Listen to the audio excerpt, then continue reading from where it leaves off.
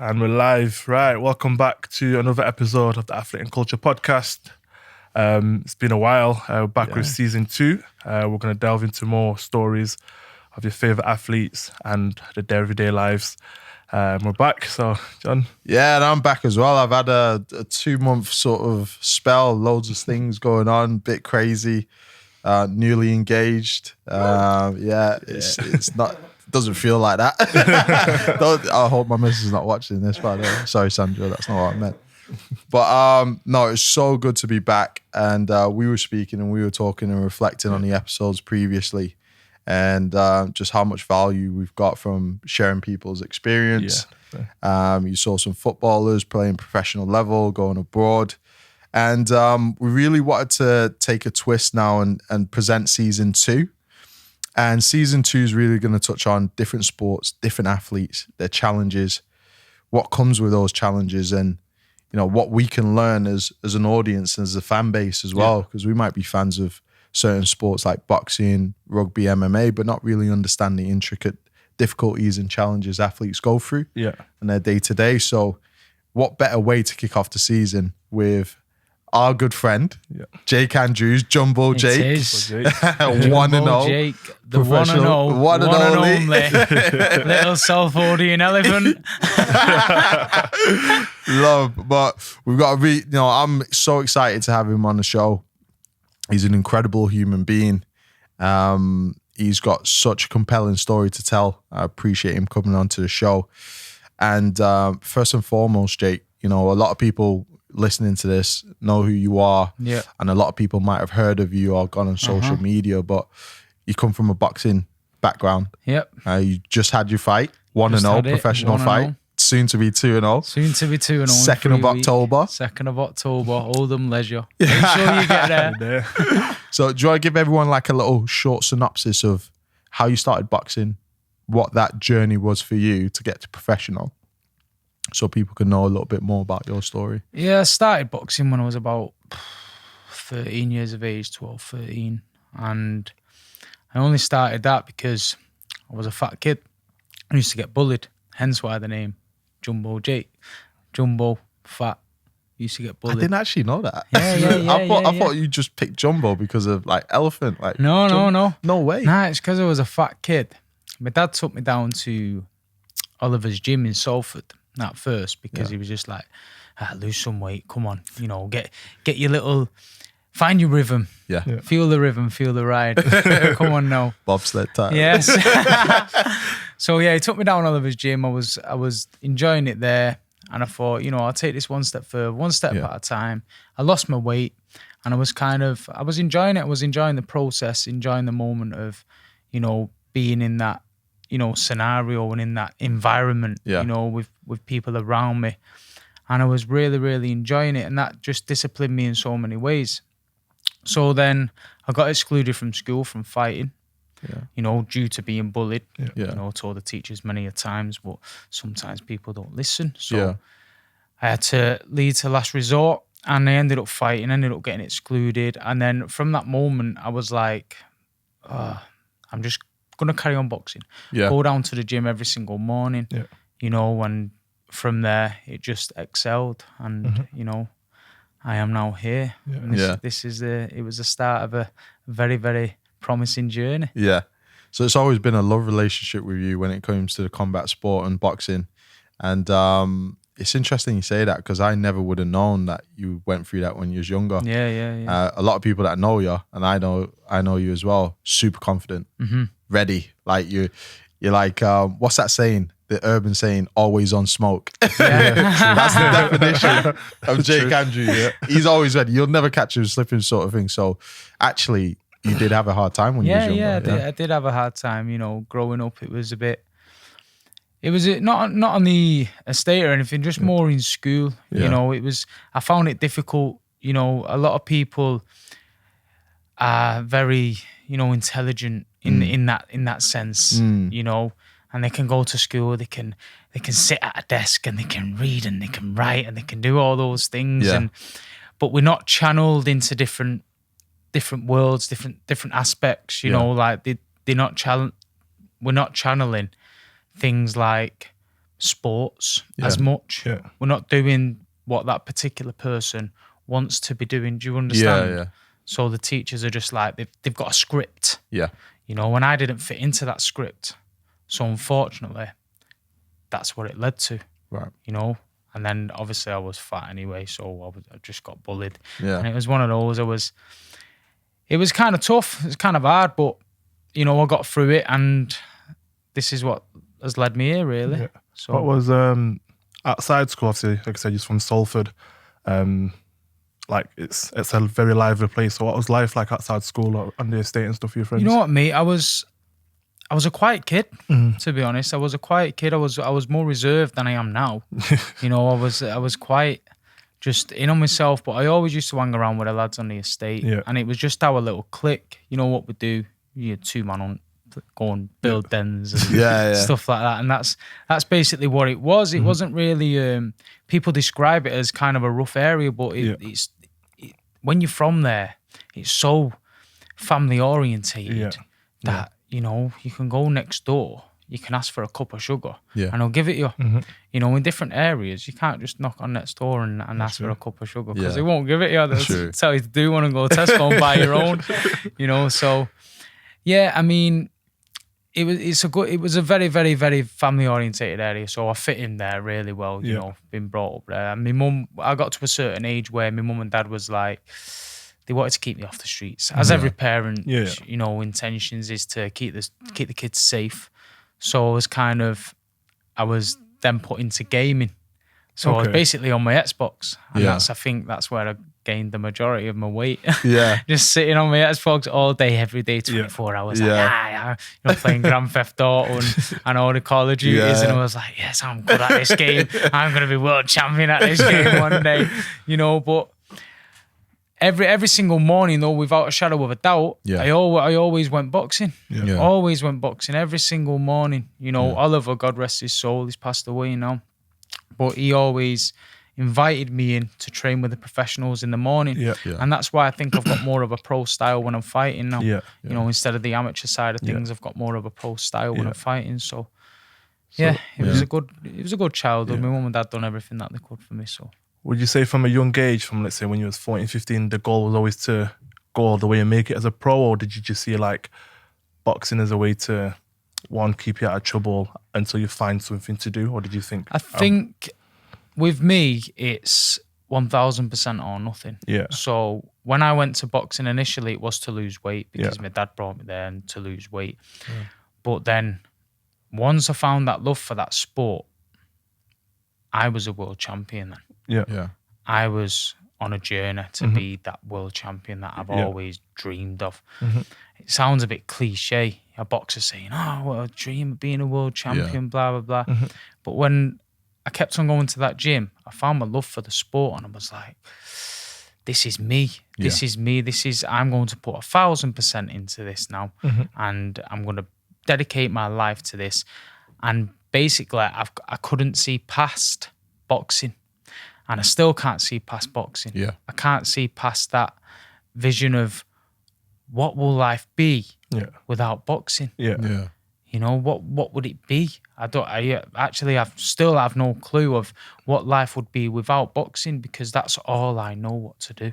It's all I've kind of channeled my energy into. Do you know what I mean? So that's an incredible mentality because we were talking on the way up how you've entwined your life around boxing.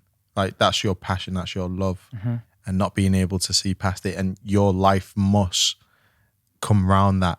And, you know, we talked about in the car, how, you know, was that, and we said, was it subconscious or was it a conscious thing? From the day dot, you thought, right, my life is going to revolve around this so I can have time to really dedicate to my sport. What was that sort of, what was your mentality in that phase of doing that? The transition. Like in terms, I've always kind of, like I said, I've never seen past boxing. So I don't really want to do anything else. So I've always focused my work life around boxing. So like I work the doors on the weekend, so from Thursday to Sunday. And then, but that's just to fit my boxing in. Now I couldn't do it's possible. A lot of people do, a 9-to-5 job, and then fit with boxing, fit my kids into it, fit time in with missus, fit romance in with all this, mad world that we're living in at the moment. I couldn't do it. So I've always consciously thought of that moment, of boxing.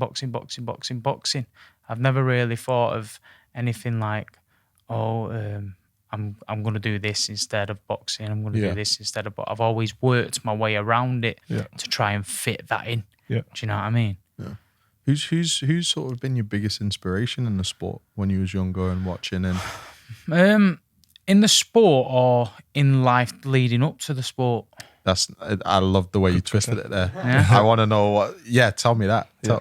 So my biggest inspiration in life leading up to the sport, it is my parents, and as mad as that sounds, it's what I'm going to go into now is very inspirational in a way because my mum, she had retinitis pigmentosa, which is basically a detached retina in the back of the eye.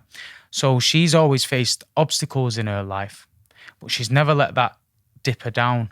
Do you know what I mean? She's never let that run her off her stride at all. So she's always stayed focused. With having 2 kids, with having a retinitis pigmentosa, a detached retina, and basically being partially blind, to overcoming these obstacles, to then be a manager of social work, social care for people with disability. That was the biggest inspiration to me and still is today. Because if my mother could do it with everything that was going on in her life and everything that was around her at that time, then I can do it. Yeah. So that then led me on to my father. So now my father worked constantly. He was always happy, always bubbly, this, that and the other. Yeah, but he always made time to take me down to boxing. And he always wanted me to go down that road. Yeah. He always wanted me to be, inspired and kind of disciplined in life and motivated. So he brought me down to that road, and that's why he also inspires me. My parents are my biggest inspiration in this sport and in life. So they was my first inspiration. Now we can go on to the sport. Yeah. So my inspiration in the sport, when I was young, I always religiously watched Mike Tyson motivation videos. Yeah. Religiously. And I was like, he's getting up at 4 a.m. in the morning. And then I was like, I'm going to get up at 4 a.m. in the morning.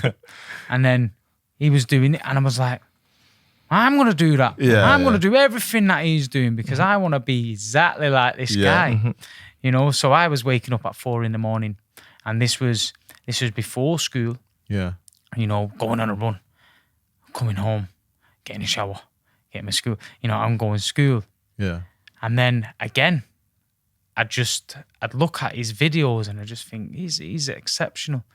He's very a very vibrant character, but it was just it attracted me, to that particular moment in time. Yeah. And he was my inspiration. He was my inspiration in the sport at that time. Now it's a totally different kind of ball game. Now the media is involved and social media is involved. So people picking apart different people, people at home sitting on keyboards and typing whatever they want to type, even though they've never boxed a day in their life. Yeah. And kind of putting negative comments out there. And then that actually plays a massive impact on a boxer's life because if you think about it, when you're putting negative comments on someone's status, you disregard the 1,000 good comments that you've got. You always focus on that one negative comment. So that plays with the fighter's mind, the fighter's mentality. So again, but Mike Tyson didn't add that back in the day. Yeah. So, but he was my biggest inspiration to the sport.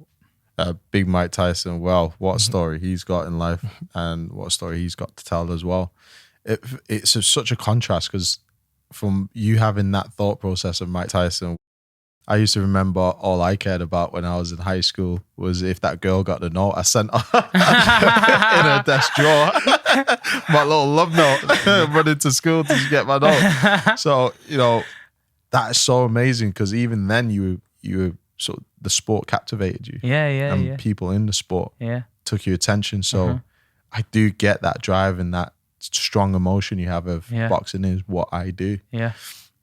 And, talking about social media nowadays, I think there's so much work to do with social media. Of course, yeah. Sports and boxing being an individual sport. You have football teams and, sometimes you get fans, they'll slag off the teams and just say X, Y, and Z about the teams and maybe say something about an individual player. Yeah. But boxing is just you. Yeah, well, as such as the individual player, and they've got the team around them to collectively pick up the pieces. Boxing in itself, without all these comments and negativity, is a very, very lonely sport. Yeah.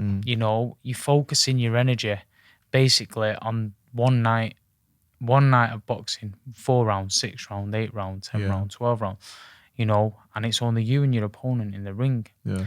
And it's hard because you're missing so much time and you're dedicating so much of your life to that one moment. People don't understand what goes on behind the scenes. Yeah. They've heard about it, don't get me wrong, but they don't really understand what goes on behind the scenes. So like me, for example, I wake up every morning. I don't even wake up to my kids sometimes because I wake up that early and I'll go to the gym and I'll train and I'll come home and I'll see them for 20 minutes and I'll go back to the gym, after I've had my food. And then I'm constantly training, constantly dieting, constantly looking after my body, which you should do anyway in general. Yeah. But more so, this is sacrificial. I look at myself as kind of a sacrificial lamb for my kids. Yeah. But in the time I'm doing that, I don't see them or see my family as much or have, that romance that I should be having with my missus because, my eyes are on the prize at all times. I'm always, like I said, 1,000% dedicated since day dot. Yeah. So it's a very, very lonely sport. When I'm going on a run, I'm not going on a run with my teammates. Yeah. And I haven't got a teammate to kind of carry me through. Yeah. I've got myself. Just you. Just me and the ref to give me a breather. Yeah. If he sees him struggling. Ref, just 1 minute. Just give us a little breather there, lad. Just 1 minute. Let me take this with a stride. Impossible. But, You're really fit. And, when you talk about that, I think the physical sacrifice as well, that, there's elements of mental sacrifice there. But actually physically, I can recall doing a few months in training, boxing training specific. And apparently he's got a bit of next Muhammad Ali. Yeah, I wish. That's what people were saying. I wish. Have you seen our kid? No chance. Muhammad Ali. Nowhere near you guys at all. But it took a toll on the body. It's double down on what you say. I don't think people actually realize how physically tasking that is. We talked about your body fat percentage being at 8%. That's high level athletes. At my time playing football, I think the lowest I ever got was around 11, 12, similar to you. Yeah, 11, 12, yeah. Ridiculous. So, with people not knowing how much dedication you take physically, what could you sort of say to people who want to go into boxing and don't actually realize you've got to put in so much graft and so much work? You go into boxing at first to see what it's about, like yourself, you go into boxing to see what it's about. But if you find love for boxing, that's when you need to kind of schedule your life around that particular sport. If you want to give it 1,000%. If you don't, just go there. You're going to enjoy it anyway. It's boxing. Yeah. I don't really know a person that's been boxing and has gone, it's not for me. Yeah. What? If they get punched in the face, of course, it's totally different. They're like, yeah, it's not for me. But I mean, other than getting punched in the face in sparring, doing pad works and doing bad work, after the gym, it releases endorphins anyway. The gym releases endorphins, but you feel like you've done so much more because, if you feel, you've got anything holding up inside of your body. Yeah. And basically boxing is a way to release that, or release that anger. But now I've been doing it for so many years. I look at myself as a robot. Yeah. You know, I wake up, I go boxing, and I do my thing. Yeah. You know what I mean? All this body ache and this, that, and the other, it's not gone. Yeah. But my mind's just like, it's just another day in the office, Jake. It's just, you're going to wake up with sore legs tomorrow. You're going to wake up with sore arms. You know, it's just another day in the office. Yeah. Your body does get used to it, but it still hurts most of the days. I think your mind just disregards it and just goes, just crack on, just do what you got to do, innit? But, I need to tell you a story that really, really interesting now that you said that. So when we were training older at the Oldham gym where Marvin trains and stuff. So me and Sandra, we went over to the gym to train with him. This was when With him and JB. With Jacob Brown. Shout out Jacob Brown. Shout out to Big Jacob. Big JB. And so as we was doing the training, and me and my missus, like, you know, it's first couple of weeks, we're absolutely going through the drills. And then we heard that, you know, the spin bike. Oh, yeah. So we're dying. We're on the floor. We just done some pad works and some shuttles. And we just hear the spin bike. Shoo, shoo, shoo, shoo, shoo, shoo, shoo. And someone's singing something. And I'm, you know, have you ever had that feeling of when you're absolutely dying? Yeah. Everything blacks out. You're in the ocean, right? Because you're blowing, you're trying to get your breather. I just heard the bike spin like shoo, shoo, shoo, and someone humming something, shoo, shoo, shoo. And then you just hear Jake goes, he looks over at us, big smile. He's been on the bike for about 45 minutes. It's just a feeling. It's just a feeling. But that's testament with what you just said now. Yeah. And your attitude behind, you know, accepting the pain to get the glory. It is literally, it is just a feeling. Yeah. And I think the song that I was humming was here's a little song I wrote. You might want to sing it note for note, but don't worry. Classic. I love it. But your mentality, Jake, you know, talking to you now, your mentality for a lot of people listening in, you know, in first instance, they'll be like, you know, he's got a titanium mindset, you know, he's clearly strong, confident, but it was never that linear for you in terms of your confidence, your mindset. You have been through some difficult stuff. Yeah, I mean, you know, you have to come through difficult stuff in terms to realize how strong your mind can actually be. Yeah. You know, it takes years to build. You know, Rome wasn't built in a day. Yeah. You know what I mean? It's the same as the mind. You know, so it kind of takes a while for your mind to gain that strength. You can't just get it straight away. I'm not saying that, you know, tomorrow you're going to wake up and your mind's going to be as strong as ever. It can be if you do a lot of meditation and that, and sink in with your mind. But yeah, I've been through tough times, and those tough times have set me back a little bit, but setbacks pave way for bigger comebacks, and my mind's come back a lot stronger and a lot more resilient. Yeah. So yeah. You know, we talk about depression in the car. Yeah. And how much, you know, we feel as a whole, depression isn't really talked about a lot. It's not addressed. It's not given enough time and energy as it should. Especially in sport. Yeah, we've come a long way, absolutely. But you know, we collectively talk about our dark spots, our dark parts of our life when we were in a rut, and how it's really difficult, one, especially for me, to talk about that because you bury it. And we talk about, you know, being able to talk about things that you go through, and how that helps and how you accept it. You know, one of the things you said, accepting it. How do you tell someone now who's listening in, who is potentially going through that dark spot, you know, that occasion where they don't see any light, they don't see any steps, they've gone through loads of abuse, whether that be physical, alcohol, drugs, and they just don't know where to start from, where to go? So before I go on about that story, people that are watching this, you know, who don't know me, won't know my backstory. So I lost my mum to cancer, you know, just before my 21st birthday. I took 2 years off. I took drugs, alcohol. I I went up to 18 and a half stone. My dad committed suicide. And then from that moment, I stopped boxing completely when my mum died. But from that moment of my dad committing suicide, I kind of found the light. And as mad as that sounds, bought the inspiration from my dad. And his last words were, to me, that hold very, very closer to my heart, that he wants to see me get back in the ring again. Because when my mum died, I stopped completely. You know, I ballooned up massive weight, and I was like, there's no end to this. There's no end to this drama. So when my dad committed suicide, it was kind of him inviting me into the light, saying basically, you know, come on, son, snap out of it now, you know, focus your energy onto something more productive, more positive. Yeah.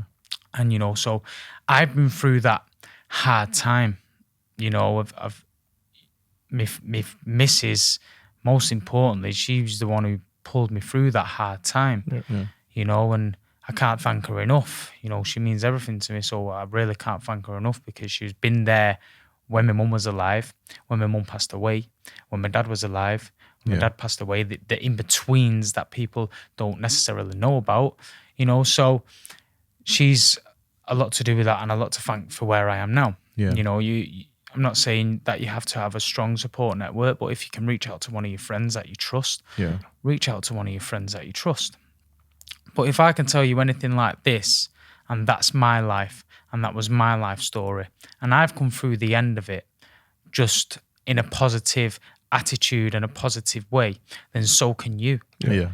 You can do what you set out to do. Mm-hmm.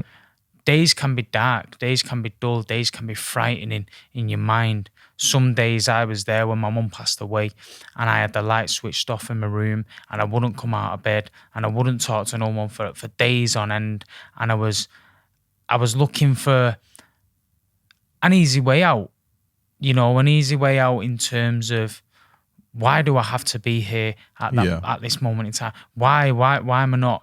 Why have I not got my parents with me? Why is this? Why is that? You know what I mean? But my mum was my best mate. Yeah. So I was her guidance, you know, and she was mine. So it was kind of, we was both connected in that way. Yeah. You know, and as much emotionally draining as it was, you know, I always kind of flipped it on its head into a positive way, just for my mind's sake. So say if something bad's happened in your life, all you have to do, realistically, it's easier said than done, is just kind of find something strong from that moment and flip it on its head and use it as positive energy to then travel forward and, you know, go through the motions and go through that little moment, you know, of positivity. Do you know what I mean? Just drive through it instead of,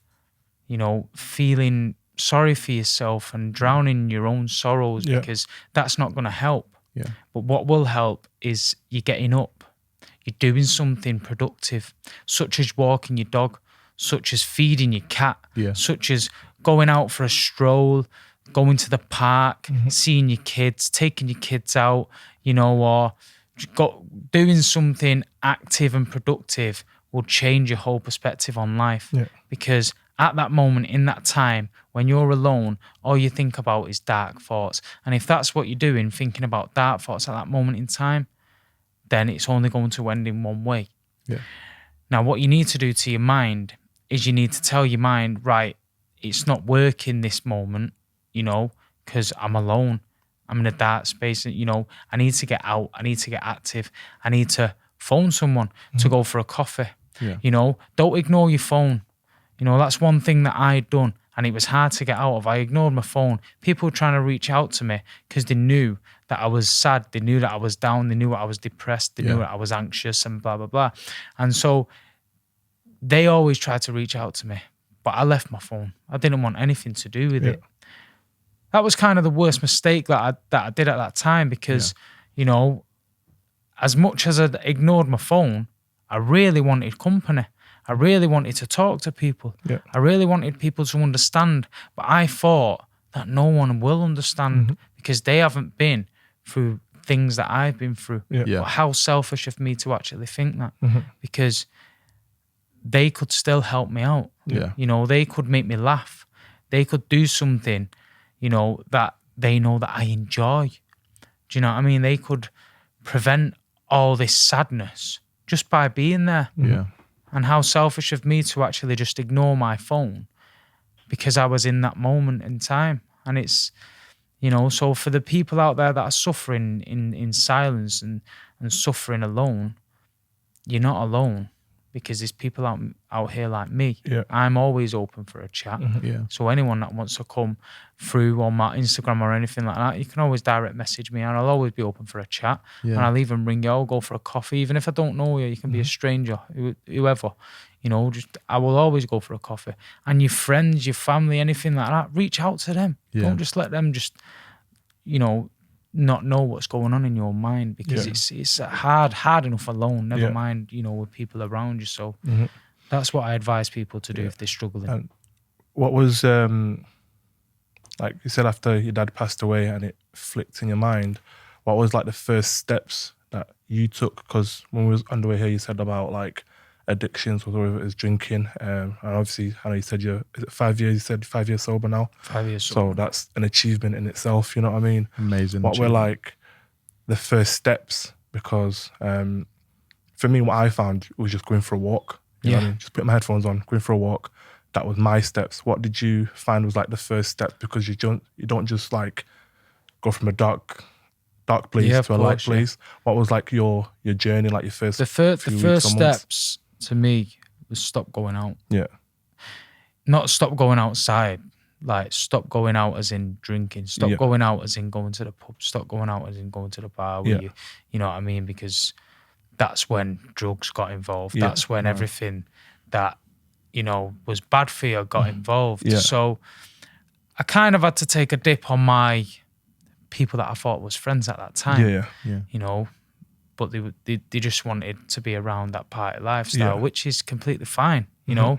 But I wanted my life to kind of change because I wanted to see a brighter future for myself, you know. So I took that step of not going out. Yeah. That's fine. Another thing relating back to the friends, you know, about him speaking out and reaching out. And he's actually a very mutual friend of ours and family.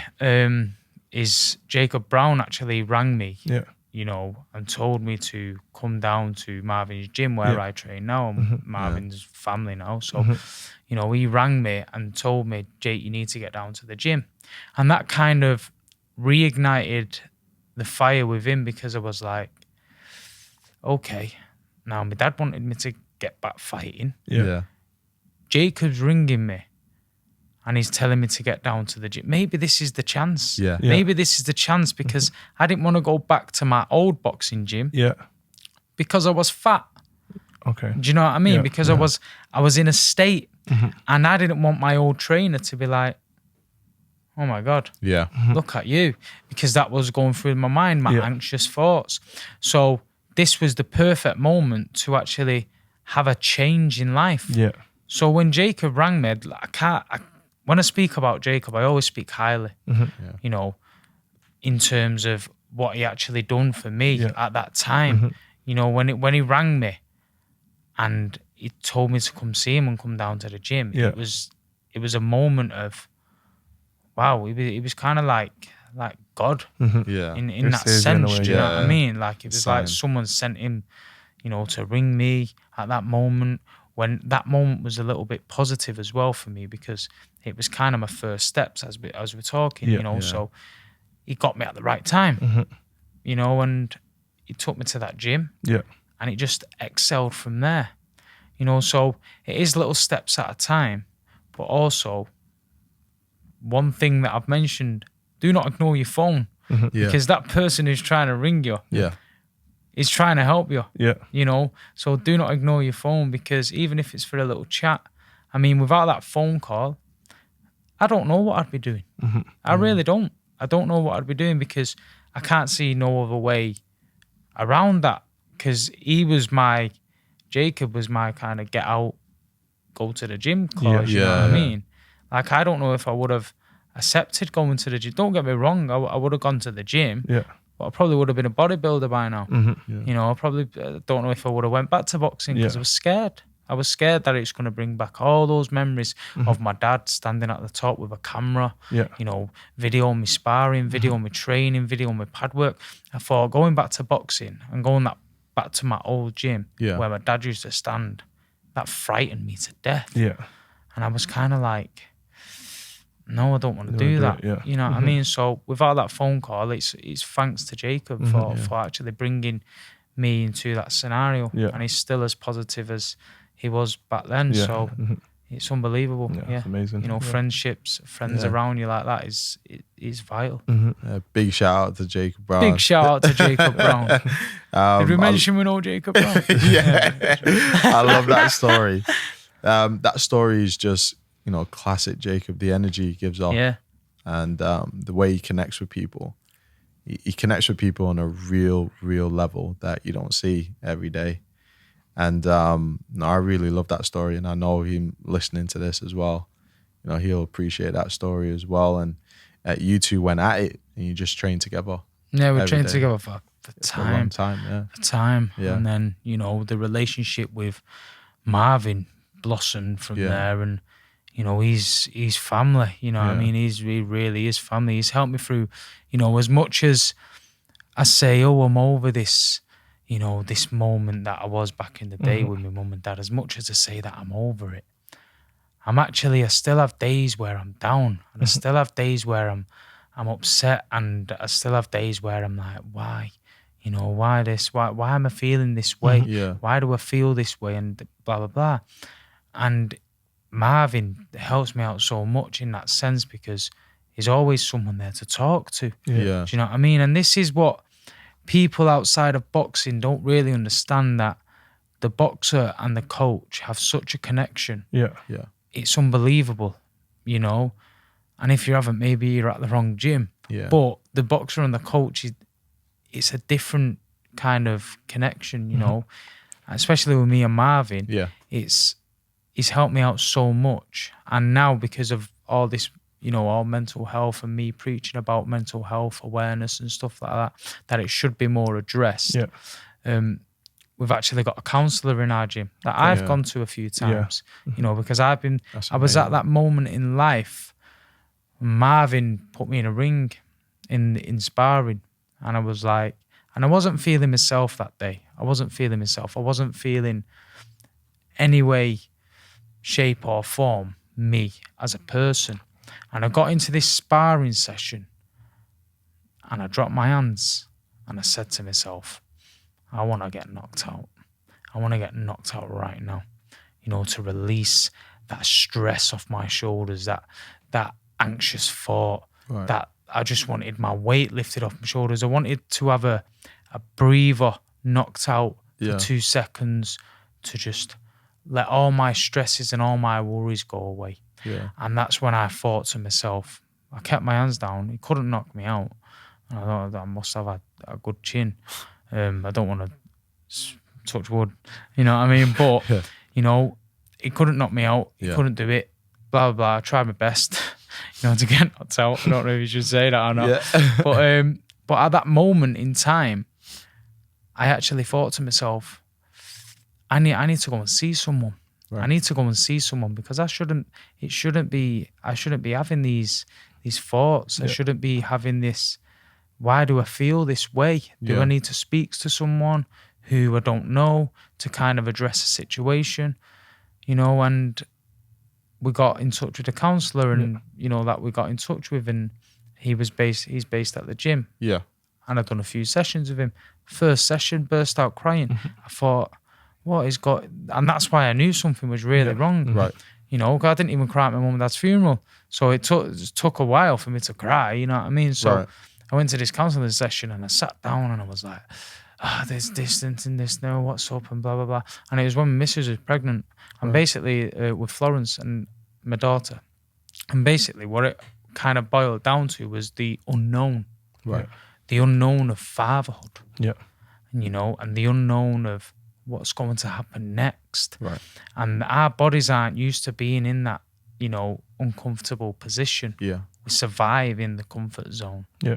Do you know what I mean? We're always used to being around that comfort zone. It's when you take yourself out of that comfort zone that you actually grow as a person and as an individual, so that's what it kind of boiled down to, other than other things such as my mum and dad and not forgiving my dad for what he'd done. I do now, but this is why I can talk about it so openly. Yeah. Because of not forgiving my dad for what he'd done, because I was like, why have you done this? Why have you left me and my brother, in the rut? And, we was all going through this together now, blah, blah, blah. So it all boiled down to that. But without me seeing that counsellor, my mind wasn't clear. Yeah. Right. So as I explain to people when they want to go and see a counsellor, or they say, oh, I'm a weak man to go and see a counsellor, this, that, and the other, you're not weak. Yeah. If I stubbed you up now, and smacked your arm as hard as I could with a big hammer, steel hammer, I kept smacking it until eventually you was on the floor and you was crying because your arm is broken. Yeah. Yeah. Where would you go? Hospital. The hospital doctor. You'd go hospital to see the doctor, correct? Yeah. Right, so you'd go hospital to see the doctor because I have absolutely hammered your arm that it's fell off. Yeah? And you need to get it fixed, don't you? What would you do, if you drop something really, really heavy on your toe? Where would you go? Doctors. You'd go to the doctor, wouldn't you? Yeah. Right, okay. So you get where I'm going with this? Yeah, absolutely. Okay. So when you've broke your mind, where would you go? Go see a counsellor. You go and see a counsellor because your mind is broken. Yeah. Now, a counsellor is a mind doctor. Mm-hmm. Now, he's there to fix your mind. Yeah. Just like when I break your arm, a doctor's there to fix your arm. Yeah. Or a surgeon. Just like when you break your toe, a doctor's there to come and fix your toe. Yeah. A counsellor's there to fix your mind. So anyone that says, oh, you're weak or this, that, and the other, no, you're not. Because if I broke your face, you'd go and see a doctor. Yeah. I broke my mind. I need to go and see a counsellor. Yeah. And this is why I'm seeing a counsellor, because my mind is broken and I need it to be fixed. Yeah. And if I didn't see that counsellor that day, my mind would still be broken. Yeah. Because I needed so much to get off my chest. Yeah. Do you know what I mean? And that's my analogy. Yeah. And that's my way of looking at it. Yeah. Because, people, there's so much stigma around this mental health. Yeah, so it much. really does my head in. Yeah. Because, all this, you need a man up. We've been brought up with it since such a young age. Mm-hmm. Yeah. We fall over, get up. Man up. Come on. Yeah. Suck with you. And then when you're sad, man up, come on. Yeah. What's up with you? But you know where I'm going? Yeah, absolutely. And it's kind of, that's installed in us. Yeah. So when our family's at home and broken and in bits, and we're like, I need to be the man of the house. Yeah. I need to be the man. I need to do this. I need to do that because I'm a man. Yeah. Nah, mate, that needs to go away. Yeah. Because we're human. Yeah. And humans have emotions. Yeah. We're not little robots or, little computers. We're humans. Humans have emotions. And when humans have emotions, they need addressing. Yeah. And that's all it is. Yeah. So if you need to go and see a counsellor, I hope this has reached out to you to go and see one. Yeah. Yeah. And don't even be afraid of anyone telling you not to go and see one. Because if they do, send them this link. Tell them to look at this video. Yeah. And tell them to look at this time frame. Yeah. Because I'll tell them straight, if I broke their arm, they'd run straight to the doctor. Yeah. Correct. And it's sort of inspired me to go have a look at a counsellor myself. Yeah. Just you telling that story now, I've put it in the back of my head for so long. So long. And, you get a misconception of everything's okay. And the people look at you and they're like, oh, you're fine, you're sound. And I couldn't agree with you more. We grew up in an era where you're told, man up, be tough. But you just saying that now is actively in my head. I'm like, you know what, Jake? I need to go see someone and speak to someone. However little I think my problem is, buried in the back of my head. I don't want to carry it for the rest of my life. Yeah, of course, yeah. You want to speak to someone and, like you said, fix your mind. Yeah. One thing about you speaking just now and talking about how you got out of that situation mentally, or your strength in speaking. You know what you do really well. You recruit people, and by recruit people, I mean the following that you have of people who believe in you, got so much love and respect for you, and the openness of you being able to talk about how you went through that mental challenge and how you're so open about diversity, inclusivity. I see flocks of people like singing the Jumbo Jake, and it all makes sense because you're so open about talking about bettering yourself. Your challenges that you've been through, you can hardly see them because of how bright and happy you are all the time. And I don't think I've ever seen anyone in Manchester, especially in our era. You know, you got the likes of like musicians, Bugsy Malone, maybe in Manchester, yourself. I mean, that turnout in the first fight, you know, first thing I said to Sandra just before you came out, and everyone in the whole place was screaming and singing your song. I was like, no way they're all here for a how's that possible? Like, but you're able to recruit that from people because people almost respect, they don't know your journey, but they almost respect that you've been through something quite significant to get where you are. Yeah. And that's just from spending a little bit of time with you. Now, how is that preparation and that getting people and connecting with people, is there any difference now to you fighting the 2nd of October? Like, what's the feeling you've been getting from people and the support, your support network essentially? How's that? Is there a slight difference or is it? Yeah, I mean, similar? You know, there's a difference in terms of it being that on the first was my pro debut. Yeah. You know, and it was such a big lead up to that moment. Yeah.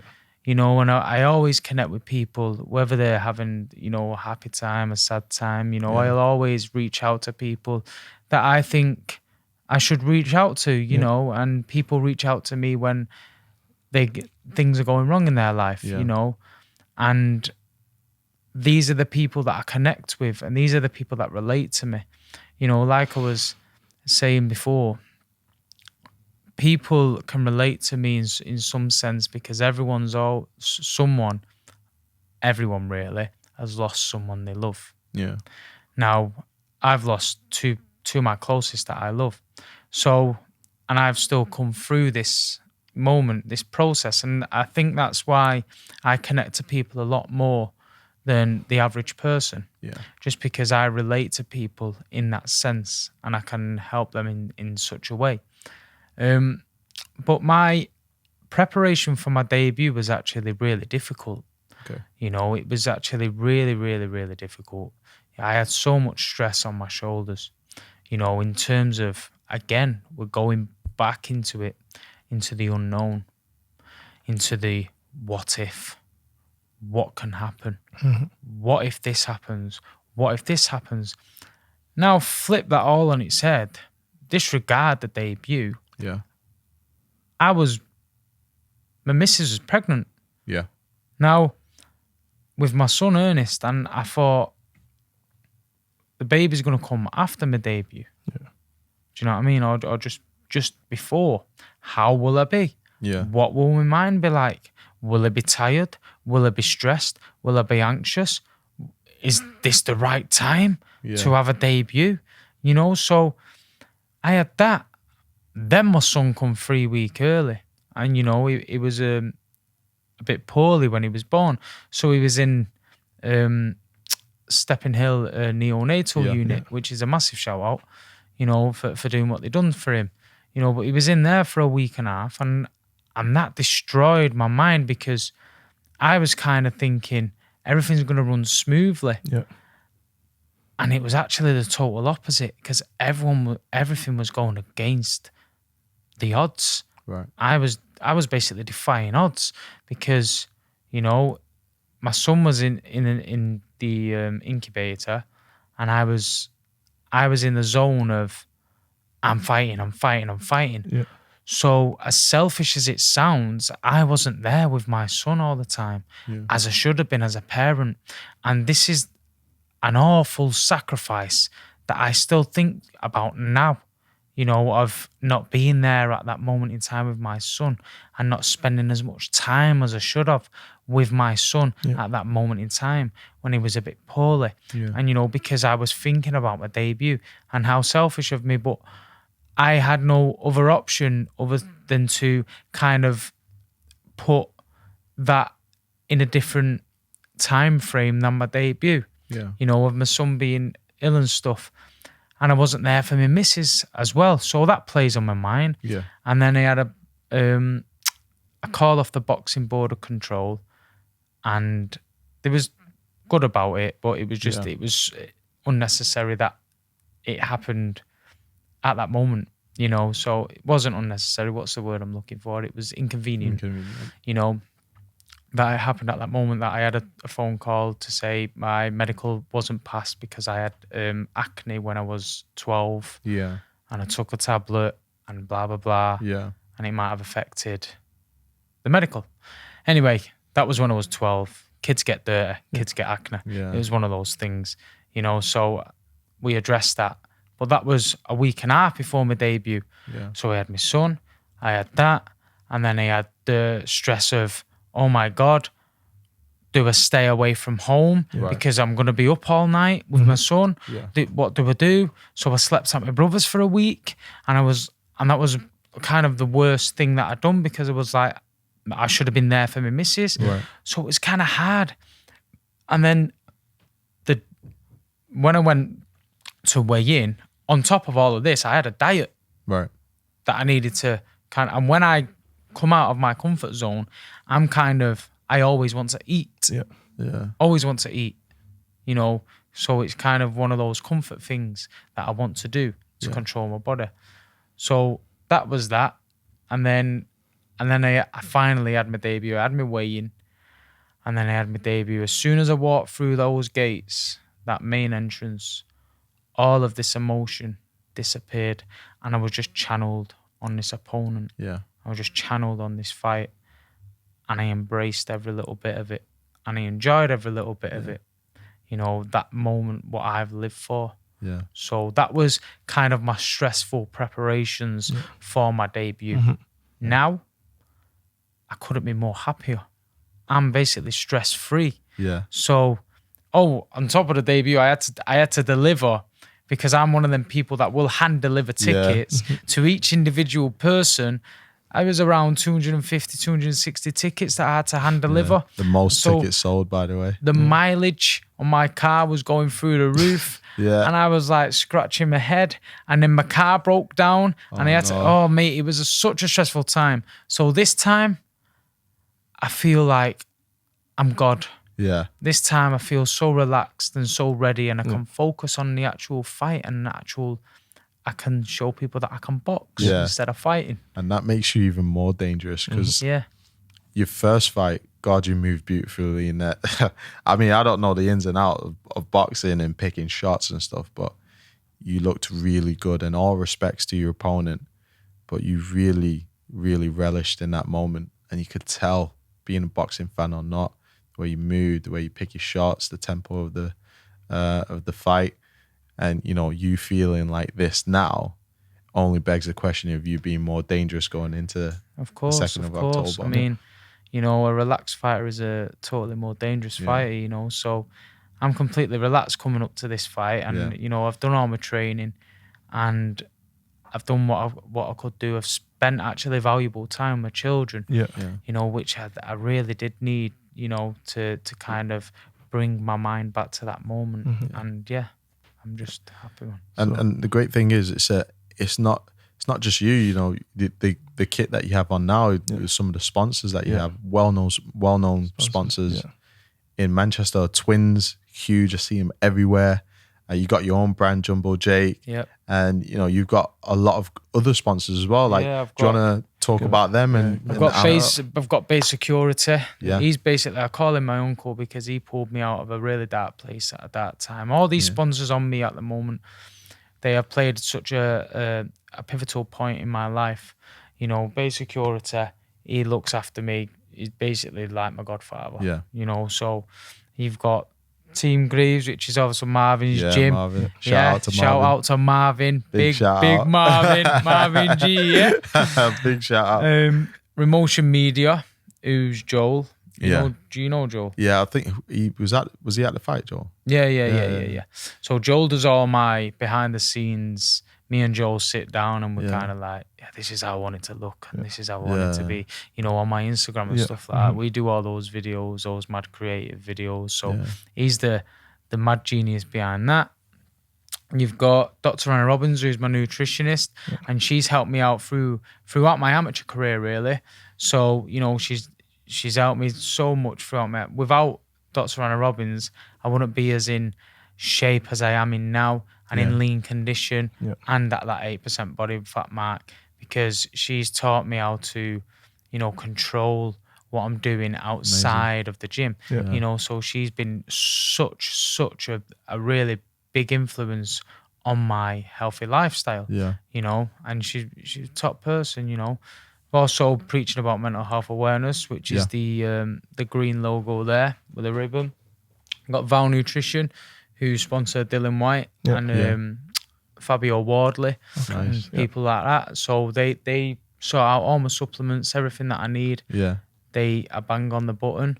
You've got Twins, which is a global, absolutely amazing global brand now, and they're from Manchester. So they're absolutely phenomenal with what they do for me. Send me all sorts of gear, and it's just, we're a proper family. Everyone on this kit is family. We'll die for each other. So we've got Salford Waste Services, and without them, to be honest, I think Josh. No, I don't think I met him. You've not met Josh? No, not yet. So him and his mother, Salford Waste Services, absolutely brilliant to me. They give me a wage. They help me out financially throughout COVID and throughout everything. They've helped me out. They've not stopped giving, really, and I just can't thank them enough. Big shout out to Josh. Big shout out to Josh. You've got Love Car Loans, which has given me a car, pay for all my medicals and stuff like that, and they're absolutely fantastic with me. They do everything for me, really.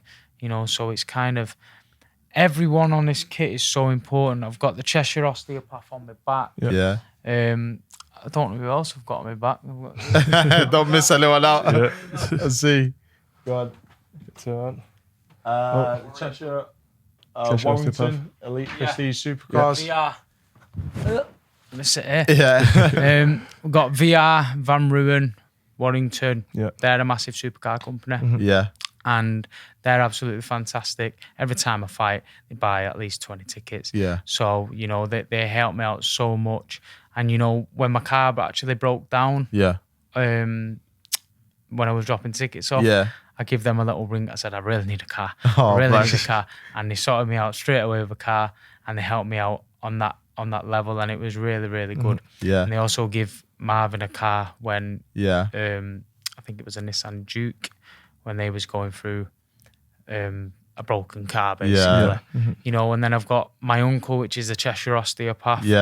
He's my blood uncle. He's my mum's brother. And he fixes everything. He's the best osteopath in the UK, master of osteopathy. There's only like three of them, and he's one of them. And he's just incredible at his job. And like you say, I've got so many sponsors. I've got my manager on here as well, Kevin Marie. Absolutely amazing manager. Does a lot for me. He hasn't seen the best of me yet, but the best is yet to come. Absolutely. And we're just going to destroy everything that's in our way. So, we're looking forward to doing that whilst using the platform to raise awareness about different things and different subjects and different topics. And that's what kind of my goal is to be, that person who's used this big platform to not talk nonsense, to not talk rubbish, to use this platform, this big wide range platform to raise awareness on topics that people aren't aware about, such as mental health, and I'm coming into this next fight on the 2nd of October, because previous to that, I should have had a fight on the 21st of August, which was Manchester Pride Week. So I'm now stepping into the 2nd of October with the same mindset and coming in and waving the LGBTQ community pride flag. Love that. Because I stand for exactly what they stand for. which is equality and diversity, and that's what Team Jumbo stand for as a whole. So, you know, I will do my utmost and most positive moves, raising awareness on the platforms that I have to raise, you know. So, you know, thank you for that, and what an amazing segue to introduce everyone that's sort of in your support network. Big shout outs to them, and also not just that network of people and sponsors you have, but your friends, family, and people who come and watch you.